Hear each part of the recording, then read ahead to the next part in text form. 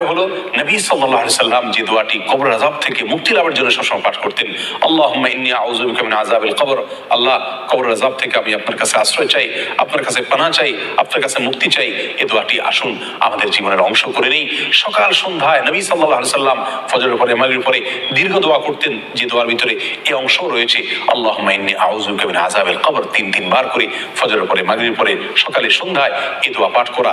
এর বাইরে প্রত্যেক সালাতে সালাম ফেরানোর পূর্ব মুহূর্তে আমরা দোয়া মাসুরা যে জায়গায় পড়ি আত্তাহিয়াতু এবং দুরূদ পড়ার পরে সেই জায়গায় দোয়া মাসুরার পাশাপাশি এই দোয়াও নবী সাল্লাল্লাহু আলাইহি সাল্লাম করতেন, আল্লাহুম্মা ইন্নী আউযু বিকা মিন আযাবিল কবর। এখানেও আমরা এই দোয়া করতে পারি। আর এর বাইরেও সকাল সন্ধ্যায় যখন সুযোগ হয় আল্লাহর কাছে কবরের আযাবের কথা স্মরণ করে এরকম ভাবে আমরা আল্লাহর কাছে আশ্রয় চাইতে পারি। এটি হলো দ্বিতীয় আমল, কবরের আযাব থেকে মুক্তি লাভের জন্য আল্লাহর কাছে কবরের আযাব থেকে আশ্রয় লাভের দোয়া পাঠ করা, আল্লাহুম্মা ইন্নী আউযু বিকা মিন আযাবিল কবর।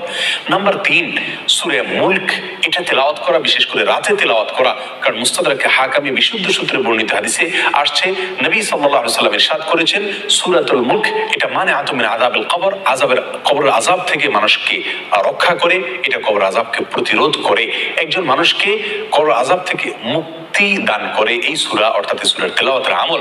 অতএব সূরা মুলক হাদিসে রাতে পড়ার কথা বলা হয়েছে। যে কোনো অংশে রাতের শোয়ার আগে যে কোনো সময় আপনি সূরা মুলক পড়ার অভ্যাস করে নেন। দেখে যদি আপনি পাঠ করেন 3 থেকে 4 মিনিট বা বড় জোর 5 মিনিট সময় যাবে। আর যদি তেলাওয়াত করতে আপনি না পারেন তাহলে সেক্ষেত্রে আপনি মোবাইল ফোনে এরকম ভাবে এই সূরাটাকে চালিয়ে আপনি শুনুন, এবং শুনতে 2 থেকে 3 মিনিট সময় লাগবে পুরা সূরা। নিয়মিত যদি সারা জীবন সূরা মুলক রাতের বেলায় তেলাওয়াত করা অথবা শোনার অভ্যাস করে নেই, তাহলে এটাও আমাকে কবর আযাব থেকে মুক্তি লাভে সহায়তা করবে ইনশাআল্লাহ বিইذنিল্লাহ। আল্লামা ইবনুল কাইয়্যিম রাহিমাহুল্লাহ কবর আযাব থেকে মুক্তি লাভের জন্য আরেকটি উপায় বর্ণনা করেছেন স্পেশালি, সেটা হলো প্রতিদিন তিনি পরামর্শ দিয়েছেন শোবার আগে 1 মিনিটের জন্য হলেও অন্তত আমরা যেন কল্পনা করি, ধ্যান করি, হিসাব নিকাশ করি যে আমার সারাদিনের যে কর্ম আজকে ছিল, এই কর্মের ফলে আমি কি কবরে শান্তির মুখোমুখি হব নাকি শাস্তির মুখোমুখি হব, পুরস্কারের মুখোমুখি হব নাকি তিরস্কারের মুখোমুখি হব। শুধুমাত্র 1 মিনিটের জন্য যদি আমি সবার আগে প্রতিদিন চিন্তা করি, তাহলে ইনশাআল্লাহ আমার জীবনের পরিবর্তনের জন্য এই 1 মিনিটের চিন্তা অনেকখানি প্রভাব ফেলবে, অনেকখানি যথেষ্ট হবে ইনশাআল্লাহ বিইذنিল্লাহ। আসুন কবর আযাব থেকে মুক্তি লাভের জন্য এই আমলগুলোকে নিয়মিত করার চেষ্টা করি, আমরা সবসময় করার চেষ্টা করি, সমস্ত বদামল থেকে এবং সুনির্দিষ্টভাবে কবর আযাব হয় যে সমস্ত বদামলের কারণে সেগুলো থেকে বেঁচে থাকার চেষ্টা করি। নবী সাল্লাল্লাহু আলাইহি সাল্লাম যে দোয়া পাঠ করেছেন, আল্লাহুম্মা ইন্নী আউযু বিকা মিন আযাবিল কবর, এই দোয়া সকালে সন্ধ্যায় সালাতের শেষ মুহূর্তে এবং সারা দিনে যখন সুযোগ হয় বেশি বেশি করে পাঠ করি।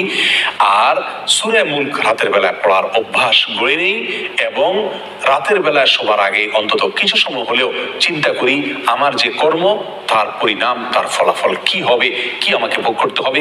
কবর এটা আখিরাতের জগতের প্রথম ধাপ বলা যেতে পারে।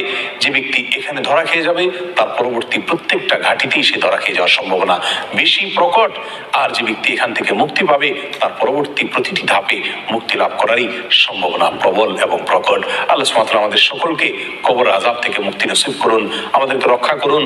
কবর আযাব থেকে মুক্তি লাভের জন্য যে সমস্ত আমলের প্রয়োজন সে আমলগুলো করবার তৌফিক দান করুন। আসসালামু আলাইকুম ওয়া রাহমাতুল্লাহি ওয়া বারাকাতুহু।